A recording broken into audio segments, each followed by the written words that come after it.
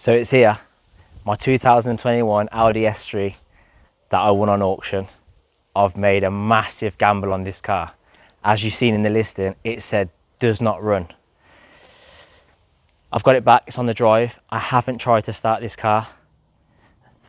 Do you want to come with me? Let's see what happens. Right, I can't open the driver's side door right now because this wing's pushed back. You can see people have been trying to open it and damage the corner of the door here. So I'm gonna try and push that wing forward slightly. I'm gonna remove these trims. I don't want these getting damaged by the bonnet.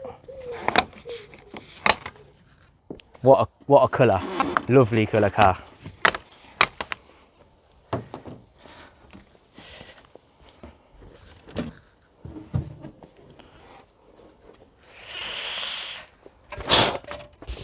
Looks lovely. Now, this is the conclusion I came to. The airbags are deployed. The car would have to have been running for the airbags to deploy in a collision. It couldn't have been parked up and crashed into. So, my conclusion is this vehicle has a pyro fuse which cut the electricity. So the car won't start. What I'm going to do, I'm going to strip this airbox, I'm going to get to the pyro fuse, and I'm going to try and bypass it to see if I've made a massive mistake or not. So what I'm going to do is I'm going to put some tape on the door because I don't want to damage it any more than it already is. And I'm going to use a plastic trim tool to try and push that wing forward slightly.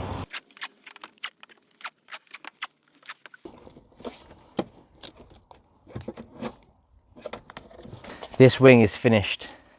This wing is unrepairable. As you can see how much it's got pulled in from the door. Yeah, this wing's finished.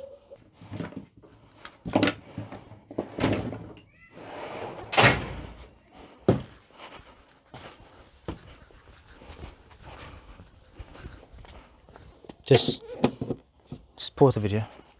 Pause the video. This wing is a bit stubborn to move forward, so what I'm going to do is I'm going to slacken off these fixings on top of the wing. Hopefully that'll give me a bit more movement.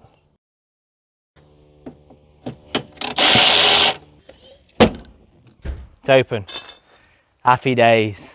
We've got to take this airbox off. I believe the pyro fuse comes off this positive terminal now here. Is that what shuts the car off? Wait, what's that? This is what it's basically, it is a fuse. So in the event of a collision, when the SRS system deploys like this, or an airbag switch triggers the SRS system, it will shut off this power supply. And this power supply will shut the engine down and you will not be able to start it. It's a good thing.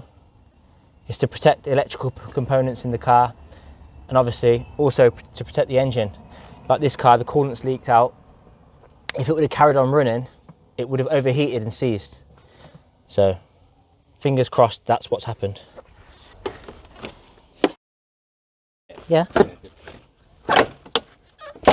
That way.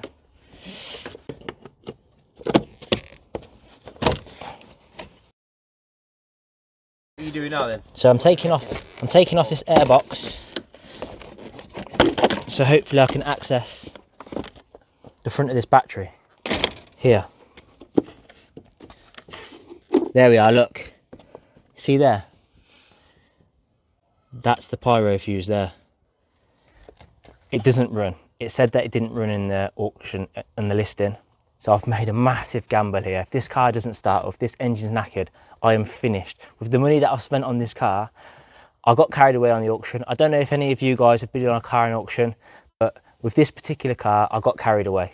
Did I spend too much? Definitely. So the car doesn't run. I believe it's the pyro fuse.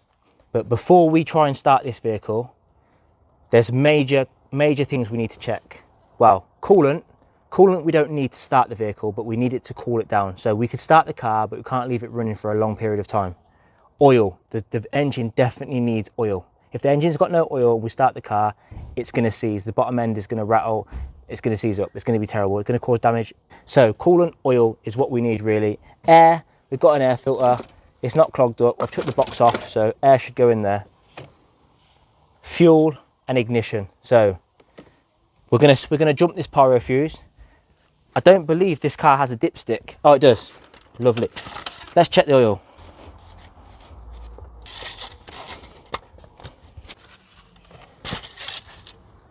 We have oil. That's a good start. You can see the header tank here. There's no coolant in there.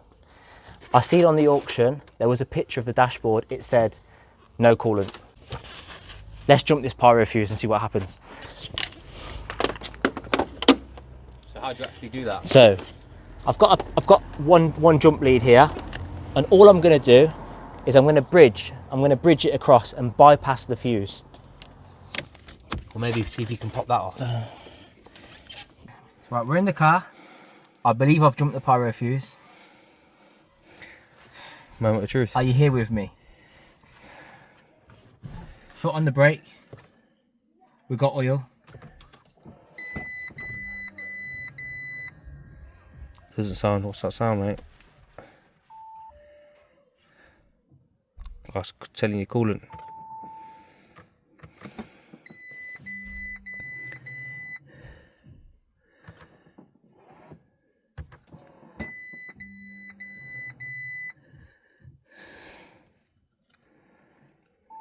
Maybe we haven't jumped the pyro fuse. I need to have a look because it was hard to get that that jump lead on there. I'm gonna go back out there and have a look. Come on, let's go have a look. This is the battery. This is where the power's coming from. This is the feed. So it can go across to this one, no problem. It can't go across to this one. So I need to bridge it from here to here. Which, now I can show you how I'm gonna do that. Right? And I'm gonna go here. Oh, fuck, that's better.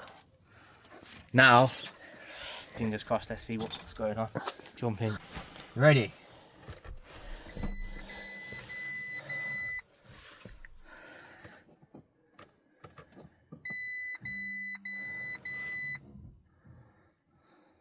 What's going on?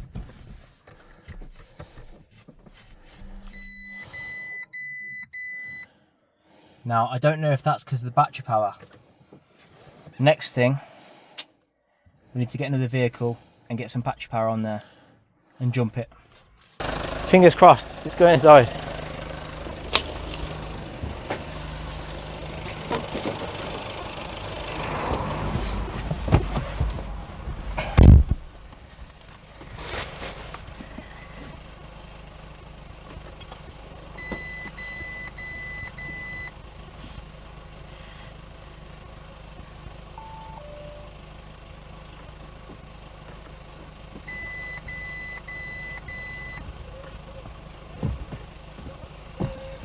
It's not starting.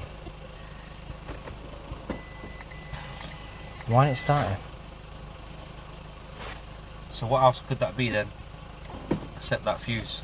Oh, it wanted to then. That didn't sound too good. No, I took it out of park. It should be starting now. So where would you go from here then? If it's not that fuse. It has to be the fuse. Okay, if you can't bypass it, obviously you just have to replace it. You can bypass it. So either I've not bypassed it properly. Let's go have another look.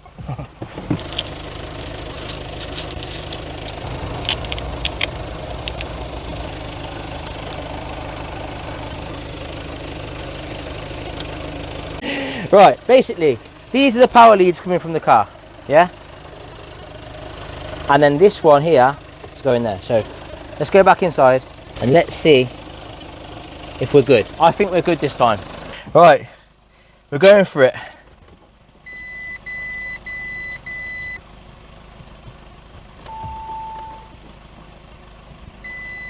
What's it saying? System fault, seat owner's manual. I've got a plan. Let me connect up the OBD reader. So just for some people that might not know, what are you actually doing now? I'm going to connect this OBD reader up and read the faults, see what faults come up on there, see if I can clear some. What I know is sometimes if crash data is stored, it won't let you start the vehicle until you've cleared that crash data. So it will have an adaptive cruise control fault because the radar on the front will have an error in the SRS. So out of these faults, which faults are going to stop the car from starting?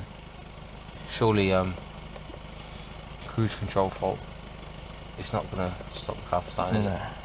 It will be SRS. So let's keep having a look. Let's keep looking.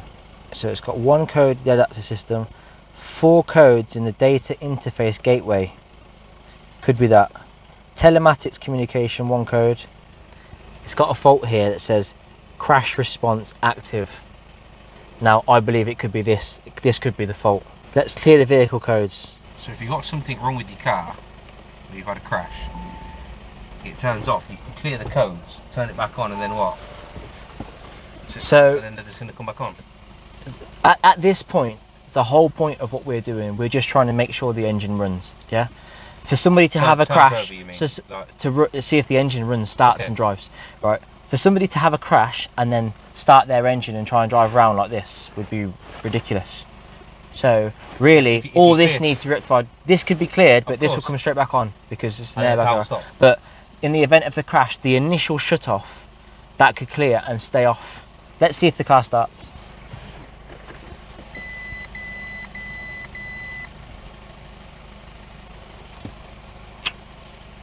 No luck. Let's jump out the car. So what are you gonna do now? Let's jump out the car, lock the car, and unlock it. See if that does anything. You're alright.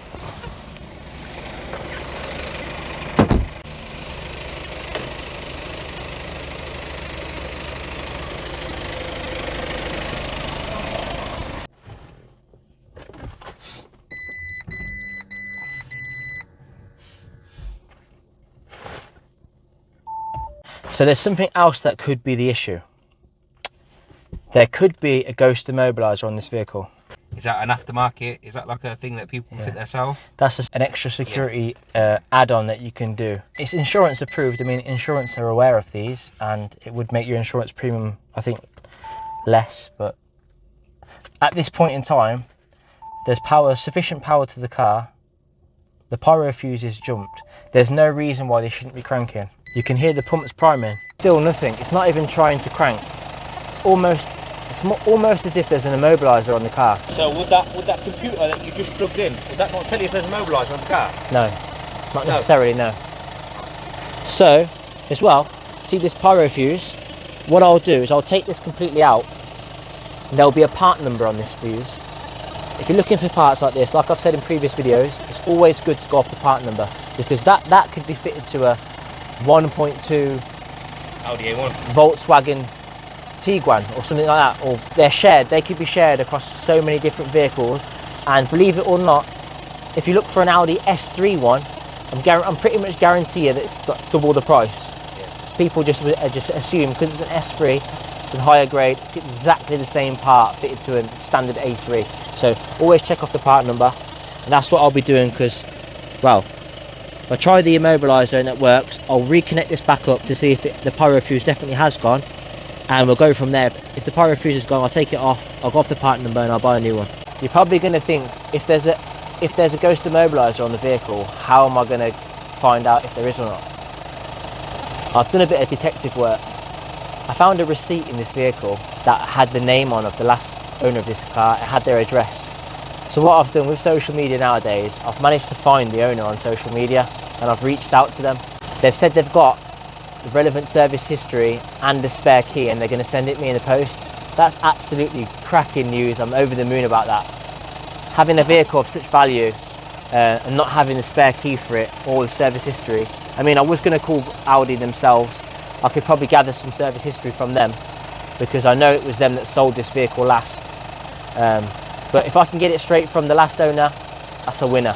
So I've just messaged the owner, the previous owner of this vehicle, to ask if it's got a ghost immobilizer or not. So we can only wait, and hopefully she comes back and does say it does have a ghost on it. If it has a ghost on it, winner winner chicken dinner. So if it has a ghost on it, that's obviously what's stopping it from starting. Hopefully, yeah. Okay. The previous owner has got back to me. It doesn't have a ghost immobilizer. So, back to the drawing board.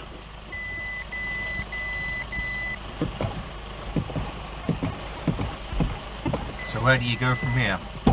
What's the brake pressure? Yeah, there's never no brake pressure when it's on there, is there? A vehicle needs brake pressure for it to start, especially in auto. Yeah? Yeah. You see it says press the brake to start the vehicle. It's not registering it, you're pressing the brake. It might not be, that's what I'm saying. I'm just going to check, do a visual check and see if I can see anything that's damaging the accident that could be preventing this car from starting. So if there is... I'm going to strip the front of the vehicle off. I might see something that could be affecting the vehicle from not starting. That's my only option at this point. I do know that a vehicle does require brake pressure for it to start, and when I'm trying to start this, it's asking me to press the brake pedal. Yeah, so I don't know. So next step, we'll have to strip the front of the car off. So you think it's not registering that you're pressing the brake? That you're pressing the brake to start? I'm trying to go through what the car needs, or what the car needs to be seeing for it to throw power to the starter motor for it to start. The car needs to see brake pressure. Right, strip the car down.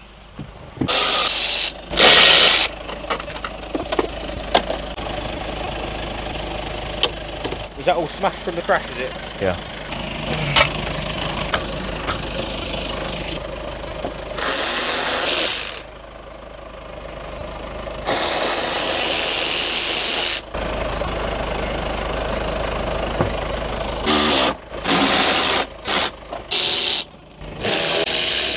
I'm removing these T25 Torques from the arch liner to try and get the front end of the car off to investigate further and assess the damage.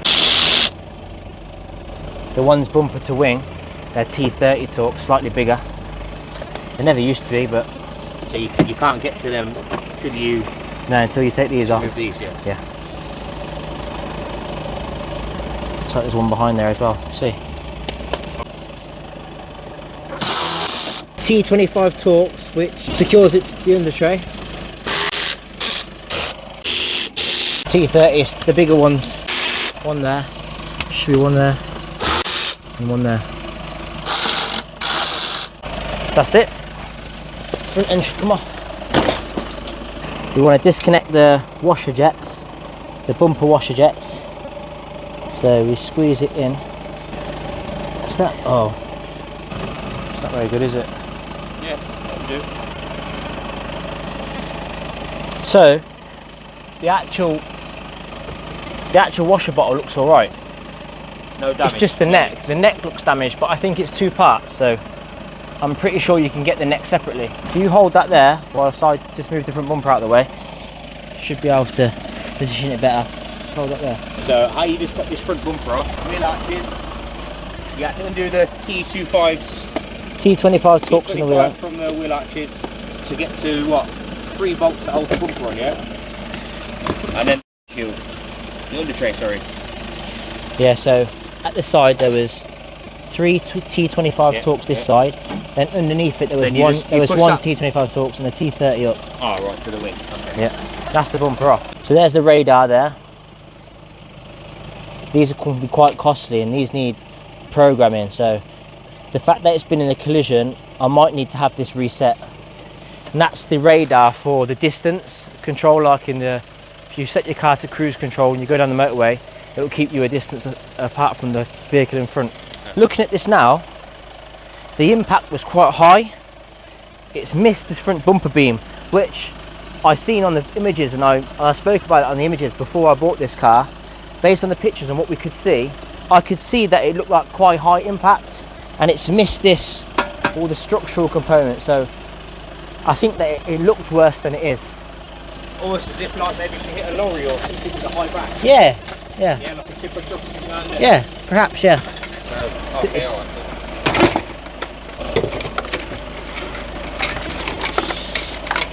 These are extremely expensive.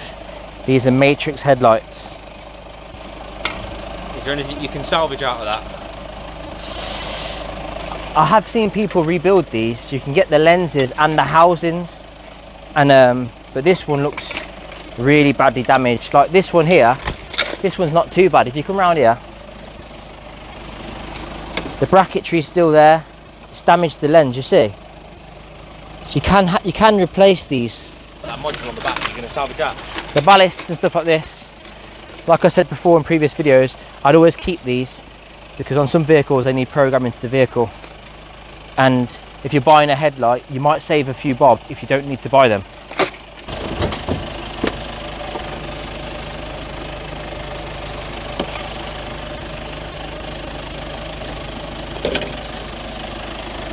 So that headlight was just been held in by what? There was two at the top, two T30 Torx here, T30 here, two, and here. one clip, one plug. The back here, Okay. and one plug here.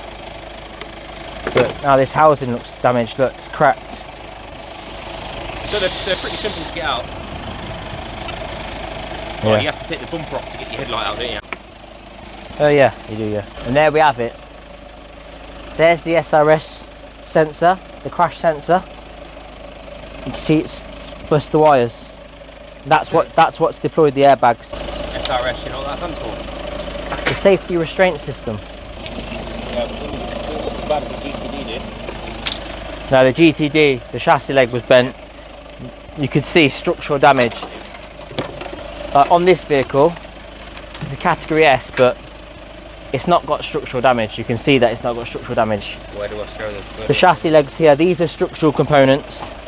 I mean, even these inner wings, these are not structural components. I mean, look, you can see how like you can manipulate and move them. That's not a structural component. So this vehicle is not structurally damaged.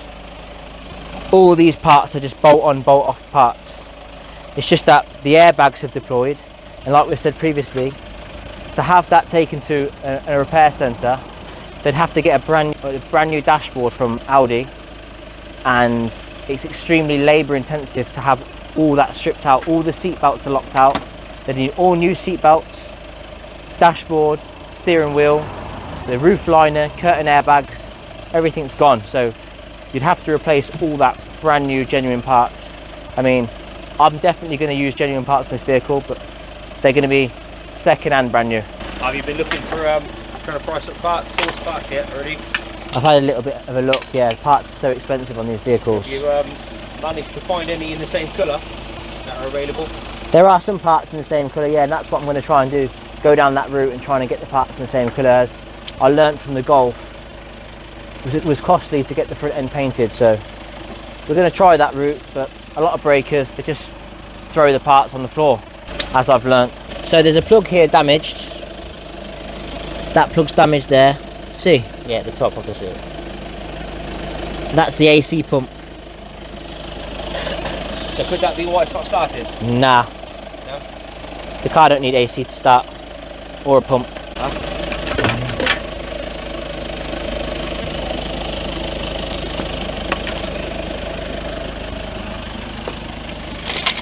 So I've stripped the front bumper off, stripped the headlights out. There's not a lot I can see. To be honest with you, I'm a bit worried. I don't know why this vehicle's not starting. Previously in the past, where I've had a vehicle like this, airbags are deployed, I've jumped the pyro fuse and it started straight away. This car, the most expensive car I've ever bought off a salvage site, blind, not knowing if it works or not. Well, they did state that it was non-runner. It was a non-runner. You just assumed it, yeah. They stated it was non-runner, yeah, but So you assumed that it will be, and you can just bypass. Obviously I assumed, because Pyro fuse. the airbags can only deploy on a vehicle that's travelling. So therefore, Yeah. at point of impact, the vehicle would have had to have been working. Yeah. So yeah, I would have assumed, but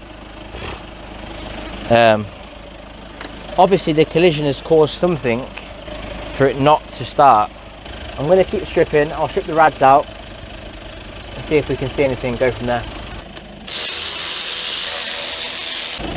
Put these screws back in there, so let's take the top rad hose off. What are the two differences between these two radiators? It looks like So we have here, so yeah. this is the AC condenser at the front, this is the AC radiator. Then in the middle of it, you've got the car's radiator, the car's cooling radiator that cools the coolant that runs around the car. And then at the back of it, we have an intercooler, and this cools the air cools the air for the engine or air for the aircon? This cools the air for the engine. 2 AC pipes down here. Have a look at this. Come down here.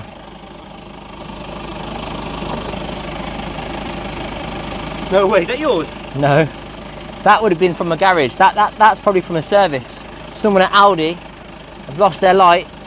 It looks well used. It's called Power Hand. Rusty. I've got your light. Just drop me a message and I'll send it to you in the post. But yeah, you left it on the car. Does it still work? Try it. See if it still works. Battery's flat. So I'm dropping off the lower intercooler pipe. These big pipes here, 7mm. Same the other side. I think they're about there. It'll just be the electrical connection for the fan then. So this is the fan electrical connection. This red tab should flick up. That's it. Yep. There we go.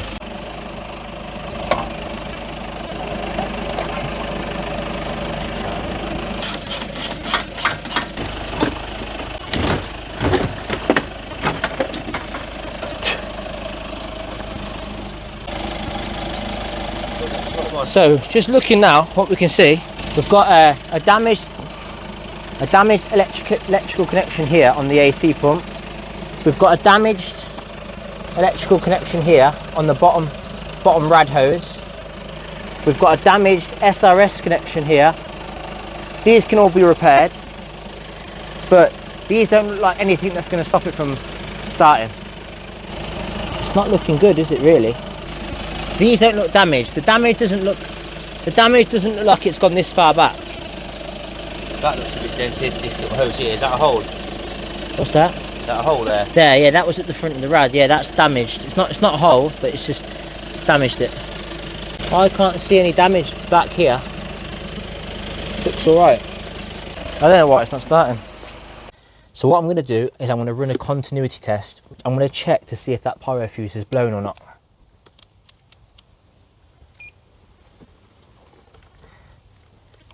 So one to the positive side of the battery and then one after this fuse. It shouldn't make a sound if the pyro fuse is blown. So that means that's not blown. Is that a good thing or a bad thing?